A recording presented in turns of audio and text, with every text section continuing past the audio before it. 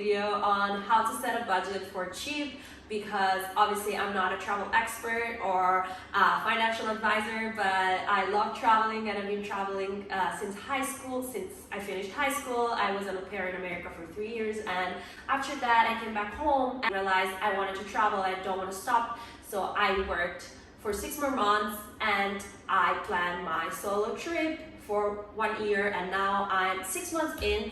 I have been to Sri Lanka, India, Vietnam, and north of Thailand. So I made, during these years of traveling, I think 4 years, I made lots of mistakes on the way, and I'm still making mistakes, I'm still learning, but I am very happy to share how you can afford to travel, because I believe that if you want to travel, you can definitely travel. You don't have anything less than me.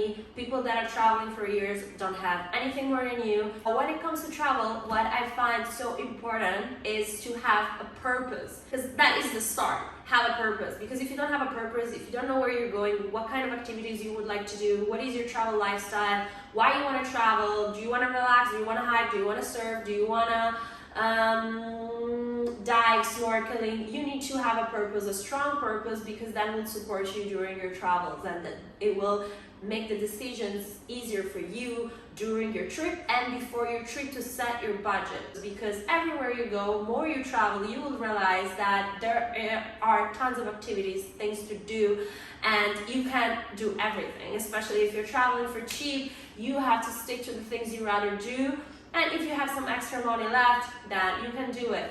But that's how I travel for cheap. I don't say yes to everything. I say to what I most likely would like to do, because when you meet people, it's easy to get influenced. Just find yourself doing things that are not really aligned for you, and you end up spending money so much, and then you go back home early on that you didn't save, did you spend your money on things that you didn't really want to do. Next things that comes is your destination. You have a purpose, you know what kind of vacation you want to do, you can pick a destination. So once you have a strong purpose and you have a destination where you would like to go to, what I like to do is that I take a spreadsheet and I list all the costs that I have before I even start traveling. I look up all the travel requirements for that country that I would like to go to, slash city or multiple countries, your flight, your travel insurance, your visa, if you need any travel vaccinations, that you get them prior to your trip.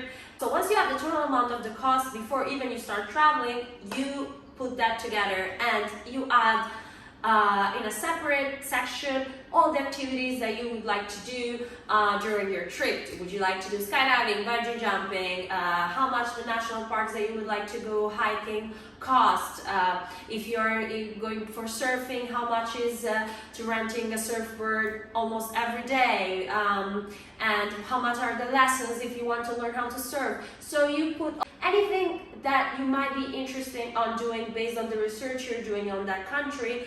I usually use Pinterest, Lonely Planet, TripAdvisor. I ask friends that have been there and see if it's something I would like to try and do. Just put that there and see what's the price range for those activities and do another total amount. That is a separate cost for you to take in consideration. Do you have a purpose, a destination, and all the activities that you would like to do, you are going to have to decide for how long you want to travel to.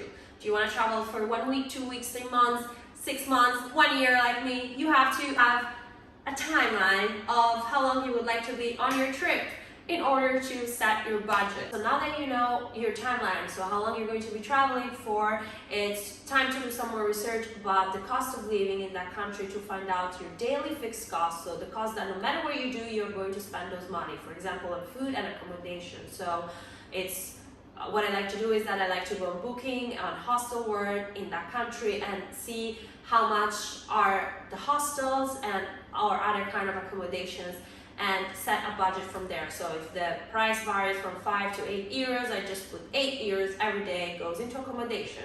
I recommend you to eat local and stay at hostels to save money. Avoid touristy restaurants that sell burgers, pizza, sushi and other stuff, because it's not as good as the local food and it's not as cheap as the local food. So definitely stick to local. Once you know how much money you're going to spend on food and how much money you're going to spend on accommodation every day, you're going to multiply that per 7, and that is how much money you're going to spend per week. I also recommend you to have some money extra aside to be more safe, because it's always good to have some more, because you never know when you're traveling, you have a lot of uncertainty. Even if you're thinking you're planning the best trip ever, stuff can still happen, so it's always nice to have some extra money.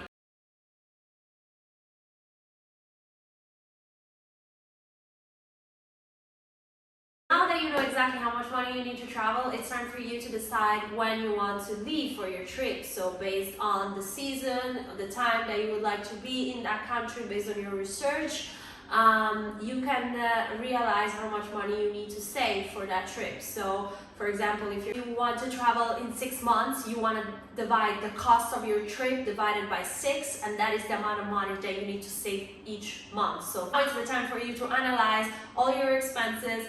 What is your income? How much money do you have right now? And start cutting off all the things that are not aligned to your goal, to your purpose of traveling. So I was really rigid when I was living in Italy in my last 6 months before my trip, because I was saying no to so many things. Lots of, cut off coffee every day, shopping, all things that I didn't really need to. So that comes into having a strong purpose, because that is how you have a strong support, so you're more likely putting yourself in a situation where you are going to say no more easily, because you have a goal. So that is why it's really important to stick to that. Also during your trip, what I like to do is once a month do a little check-in, check all my expenses, if I did a good job or not. You don't have to stick to everything you say before you start traveling to save your money. It's just to have a purpose and going through the right direction. Because for example, when I started